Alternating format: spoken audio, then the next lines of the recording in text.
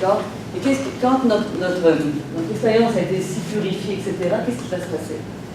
Eh bien, là, je vais pouvoir exprimer quelque chose de totalement différent. C'est mon vrai magnétisme. Parce que là, je l'ai eu l'épreuve du feu. J'avais une ambition, j'avais un objectif à la base.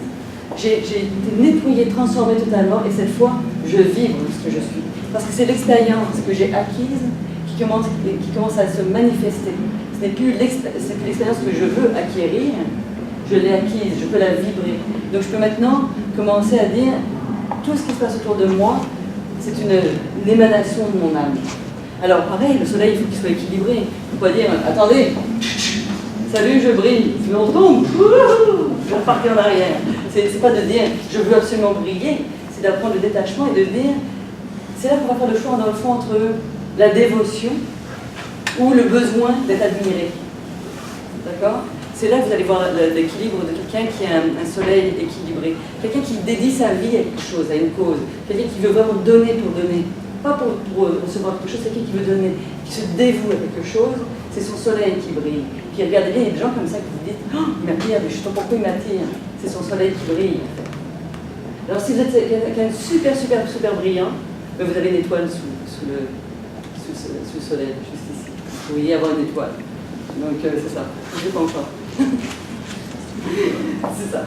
Donc l'âme, maintenant qu'elle est capable de se manifester, ça veut dire qu'elle se réalise. Alors, quand on regarde dans les âges, souvent les adultes disent que vous êtes plus dans la quarantaine, d'accord? 40-50 ans, ok? Puis ensuite, là, on va gagner en sagesse. Et qu'est-ce que la sagesse nous veut? Eh bien, elle fait qu'on apprend à avoir la parole juste avec Mercure. Mercure, c'est comme c'est notre chakra de la gorge, on l'a vu tout à l'heure. Tout à l'heure, j'étais un peu vite sur les chakras, mais vous voyez, on est passé de la terre au hara, en passant ensuite par le plexus solaire, puis au niveau du cœur pour l'âme. Puis là, on retourne à nouveau au laryngé. Donc, qu'est-ce qu'on va avoir acquis lorsqu'on a tout passé ces épreuves-là, où, dans le fond, ces passages-là plutôt que les épreuves? Eh bien, ce qui va se passer, c'est qu'on va commencer à avoir la parole juste. Quand on va parler aux gens, on va être détaché. Ce même détachement va faire qu'on va pouvoir accueillir et on ne va pas être à la recherche de. Le détachement, justement, c'est pas de rechercher le succès. Le succès est déjà là parce que mon âme vibre. D'accord? Et c'est de se détacher à se dire tout ce que j'ai bâti, ce n'est pas que pour moi, c'est pour un ensemble. Donc je l'offre aux autres. Des vrais gens qui sont capables de se détacher, si vous savez ce qu'ils reçoivent, c'est impressionnant. Vous savez, avec Facebook, là, on voit plein de trucs. Hein. Moi, je suis un petit groupe, il y a une fille.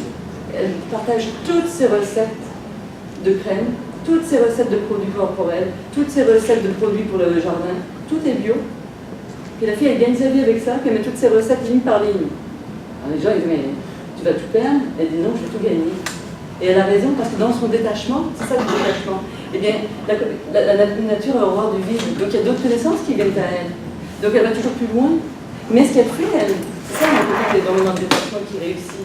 Ça veut dire qu'elle est en train de transmettre. Donc elle fait grandir son âme, mais elle fait grandir les autres avec elle. C'est ça, un par un. Et c'est ça ce processus d'élévation dans la matière, en fait.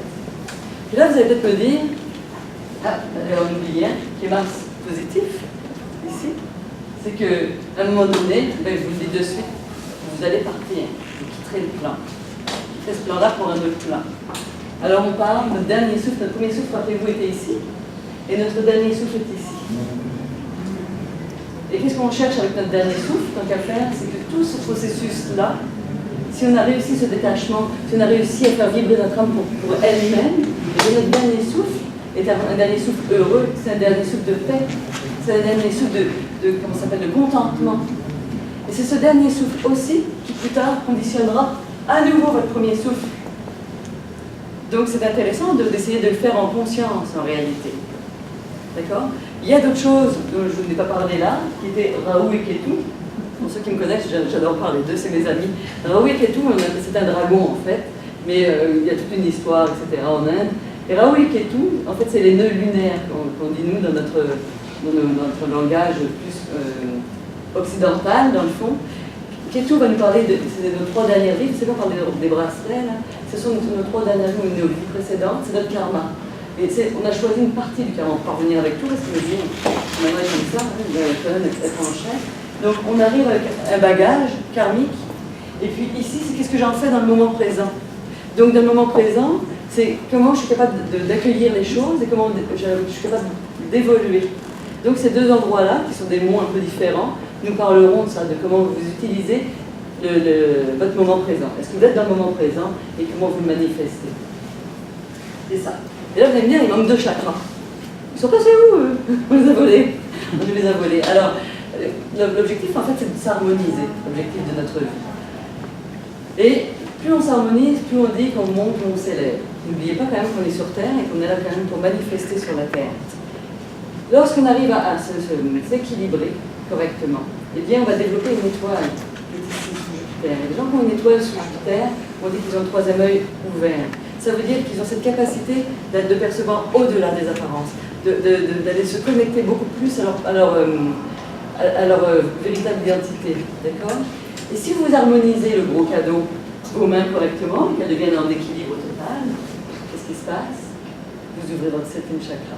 Donc c'est comme ça qu'on se relie. Quelqu'un qui a vraiment, qui est comme illuminé, dira-t-on, quelqu'un qui contacte l'illumination a des mains totalement équilibrées. C'est donc le travail d'une vie. Parce que c'est pas toujours évident, mais c'est parfait, c'est le chemin qui compte en réalité. D'accord? Pour terminer, en fait, pourquoi j'ai voulu faire cette conférence de cette façon-ci, c'est que vous avez vu, on a un processus d'incarnation et de départ, et lorsque je parlais tout à l'heure du camp des perséides, j'aimerais terminer avec eux en même temps, c'est de me dire, ces enfants-là, la façon dont ça va procéder pour eux, c'est de se dire, on va les accompagner pour qu'au moins jusqu'au bout, ce dernier souffle-là soit magnifique et qu'ils puissent revenir avec une espérance qui soit totalement différente, avec une nouvelle vie qui soit différente. Voilà, c'est pour ça que je voulais leur dédier à eux. Donc, la vie en réalité, qu'elle soit vivante, qu'on meure ou qu'on vive, c'est une aventure, hein, au-delà du temps et de l'espace. Et je vous souhaite sincèrement d'avoir une très belle aventure, puis que vous en fassiez quelque chose, que vous vous disiez à chaque fois, tout ce que vous vivez est un plus dans votre vie, savoir l'accueillir pour vous dire plus tard, ou ce que je ne comprends pas ici et maintenant, sera une source inestimable pour moi, pour mon élévation plus tard. Alors, maintenant que vous savez tout ça, je vous souhaite de la vivre en pleine conscience. Et puis je vais vous faire un petit cadeau. Je ne les ai pas montés là, mais vous savez, beaucoup d'entre vous, je vous ai vu à notre kiosque, si vous voulez repasser, vous avez vu pour ceux qui ont pris la petite pochette, le petit carton là. J'avais derrière volontairement mis un dessin. Le dessin représente cette même main.